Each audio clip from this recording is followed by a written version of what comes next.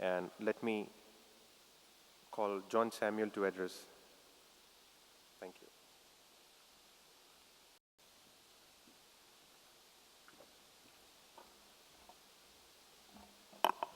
Honorable Minister, distinguished speakers, ladies and gentlemen, good morning to you. It's a pleasure to be here today. Really look forward to this opportunity, and I like to thank the organizers for this opportunity. And I thought, as a senior representative of the IT and communication industry here, I'd use this platform to talk about the enormity, the complexity, and the rapid frequency of cyber security issues, cyber attacks, and maybe share with you the evolving face of these complexities. Coming up in front of you after eminent speakers like the Honorable Minister, I was wondering, how do I start today? People keep wondering, how do you start talking to a group of people? And I thought in the US, it's customary to say a joke. My colleagues in Japan tell me in Japan, it's customary to start with an apology. And I said, security and a joke, I couldn't think of a joke. And I said, but security is a global perspective, right? So I said, I'll start by apologizing for not telling you a joke and get started. Today, technology has changed the way we live. We are used to technology. Technology empowers us. Today, governments, the ecosystems across boundaries, the huge repositories of data that they handle, the partners, the vendors, with all this, it's becoming increasingly complex. And today's, it's not just about physical assets, but today the world is all about information assets. We spoke about passwords, how many passwords, how do you protect your password? So it's the information assets that's critical today.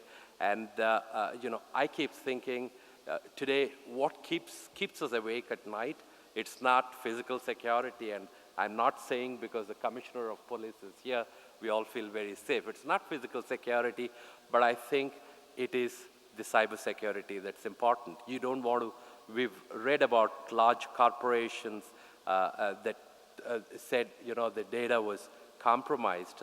We've heard from Dr. Qureshi about how somebody he thought was very good was in the news for misusing the tools that he had. And all of us don't want to see ourselves in the news for the wrong reasons.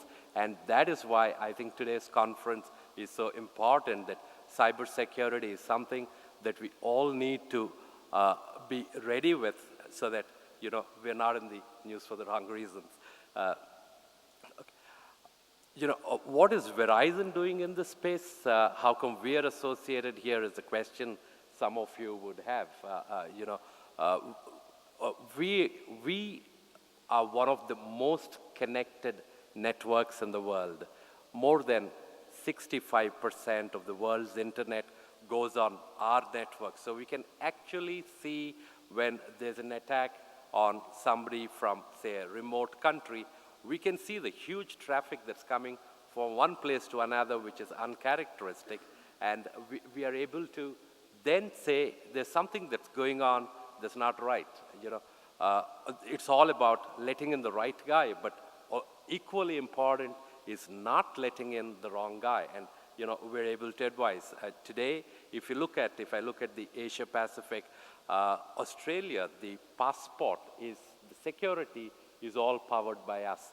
You look at the Hong Kong immigration cards, the security is powered by us. It's just last week I was in Sydney and the team was celebrating that we won a huge deal to protect, securitize the Australian government customs data repositories and networks. And this is the kind of practice that we have. And it's not just in APAC. If you move on into the US, right from the security for the homeland security, be it the first responder program that we have in the case of a catastrophe, in establishing identity once again of the citizens there. That is another leading program. So with the acquisition of CyberTrust, E2Labs, that some of you have heard, we today are world's leading managed security services provider. Last year, 2010, we had the data breach investigations report. This analyzed more than 2/3 of leading data breaches across the world. And one of the findings that came out is that nearly 96% of those breaches were avoidable. It just required a little safeguard that had to be taken that was not taken. And we see that, as time moves on, that maybe the frequency of these attacks may be coming down, but the complexity, the focus of those attacks is increasing, and that is why I think today's conference is very, very important as you're preparing for tomorrow. We've just about released the 2011 Data Breach Investigations Report. This is done along with the US Secret Service, the Royal Dutch Police, and the co-author of this study from the US is here with us. Dr. Qureshi mentioned Brian. Brian Sartens will give you a deep dive in terms of what's happening in these threats and how do you safeguard the kind of work that we're doing. Today it was Dr. Ramesh who asked me, saying, it's very good, you guys do a lot of great work outside, but how big are you in India? We are here to stay. We are 5,500 people. We have a group of security professionals, qualified technologists. We also run a large network, but the focus is on the security. We help governments across the world. We help multinational corporations across the world in securing their enterprise, in securing government corporations. We've just about done for the US healthcare for all citizens and the medical institutions. So we would be delighted to be able to offer assistance to any of you in securing it.